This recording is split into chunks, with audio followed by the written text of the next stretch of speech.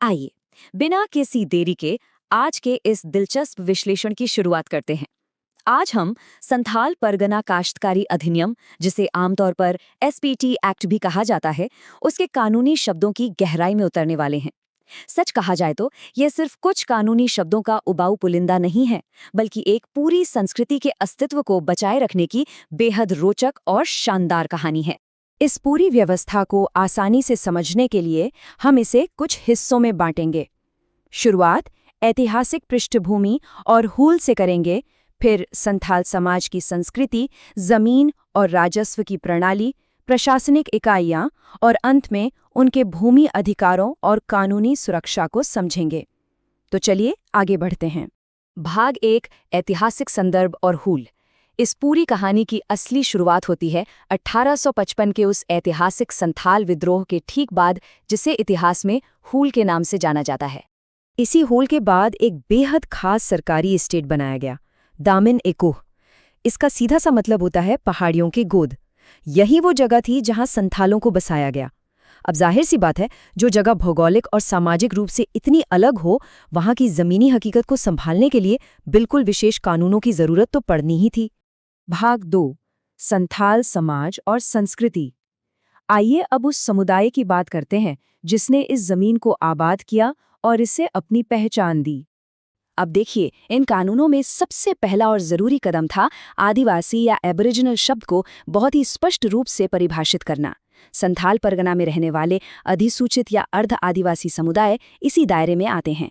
और यह सिर्फ एक परिभाषा नहीं थी, बल्कि जमींदारों और महाजनों के शोषण को रोकने और जमीन को छीनने से बचाने का एक बहुत बड़ा कानूनी हथियार था। ये पूरा समुदाय अपना शासन खुद चलाता है, और वो भी पूरी समानता के साथ। ग्राम सभा गांव की बंजर जमीन और सामुदायिक संपत्तियों को संभालती है, और गांव का मुखिया, उसे मांझी कहते हैं, जिसे उपायुक्त यानी डिप्टी कमिश्नर से पूरी मान्यता मिली होती है। मांझी का काम सिर्फ लगान वसूलना ही नहीं है, बल्कि वो गांव की पारंपरिक न्याय व्यवस्था को भी बखूबी चलाता है। अब बात करते हैं जाहिर थान की। देखिए, यहाँ जमीन का मतलब सिर्फ प्रॉपर्टी का कोई टुकड़ा नहीं है। ये एक बेहद पवित्र जगह है।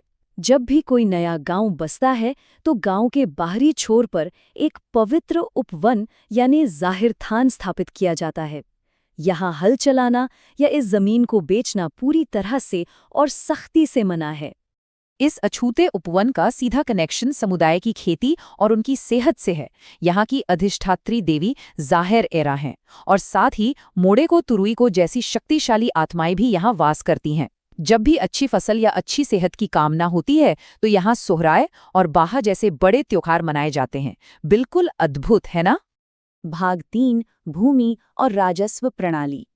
चलिए अब इन पवित्र उपवनों से निकलकर जरा प्रशासनिक दुनिया की तरफ चलते हैं, जहां जमीन को संभालने वाले शब्दों का एक बहुत ही दिलचस्प भाषाई मिश्रण देखने को मिलता है। मिसाल के तौर पर जमाबंदी शब्द को ही ले लीजिए। ये अरबी, फारसी और स्थानीय भाषा का एक बेहतरीन मिक्स है। इसे रजिस्टर टू भी कहते हैं। जब भी दाखिल खारिज यानी म्यूटेशन होता है, तो इसी अहम रिकॉर्ड को अपडेट किया जाता है। यही रिकॉर्ड तय करता है कि जमीन पर असल में कब्जा किसका है और सरकार को लगान कौन देगा।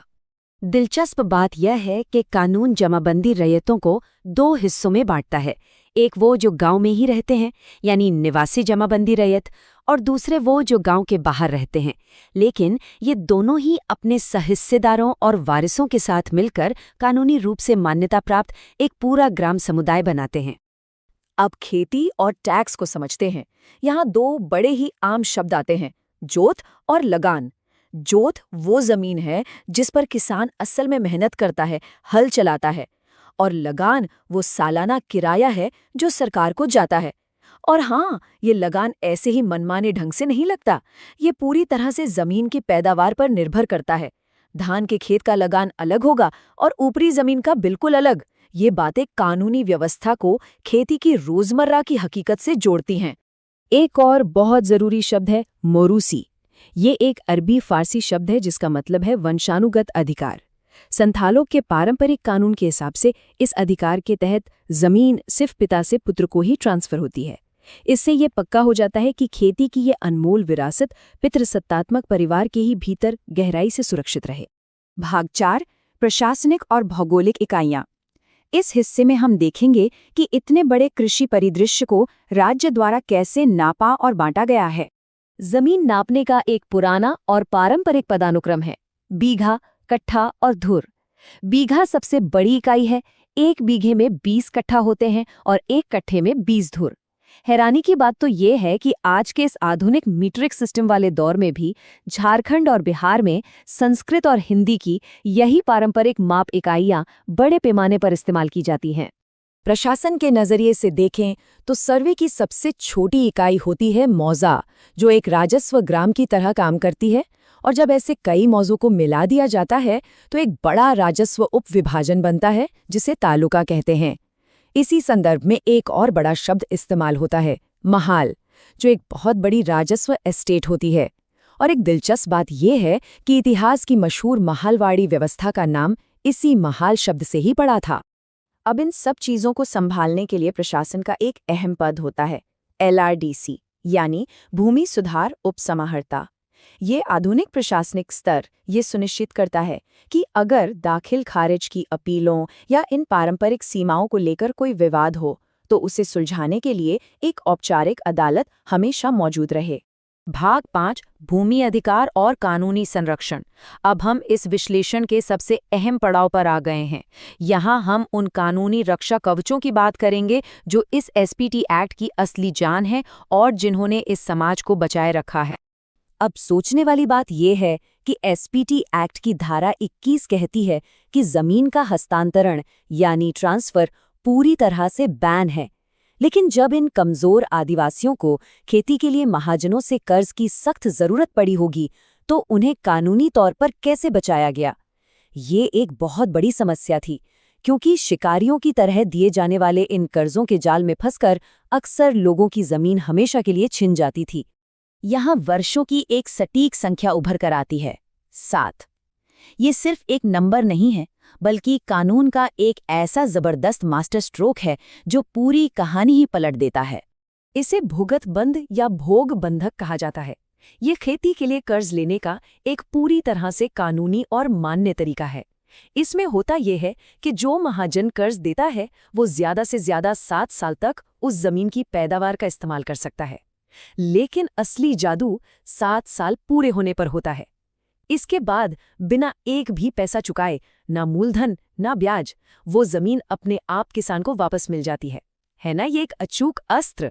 ये शानदार तंत्र सुनिश्चित करता है कि किसान को अपनी पवित्र जमीन महाजनों के चंगुल से हमेशा वापस मिल जाए। तो अंत में जैसे जैसे हम भविष्य की ओर देखते हैं, एक बहुत बड़ा और गहरा सवाल हमारे सामने आता है। आज के इस दौर में जहां हर चीज आधुनिक हो रही है, नौकरशाही बढ़ रही है और शहरीकरण तेजी से फैल रहा है, क्या ये नई प्रणालियां कभी भी जमीन के साथ जुड़े उस गहरे सामाजिक और धार्मिक रिश्ते की जगह ले पाएंगी जो इन ऐतिहासिक कानूनों में बसा है? यह विश्लेषण हमें यही सोचने पर मजबूर करता है कि सदियों पुराने ये कानूनी ढाल आज की इस तेजी से बदलती दुनिया में सांस्कृतिक अस्तित्व को कैसे आकार देते रहेंगे। इस चर्चा में हमारे साथ गहराई से जुड़ने के लिए आपका बहुत बहुत धन्यवाद।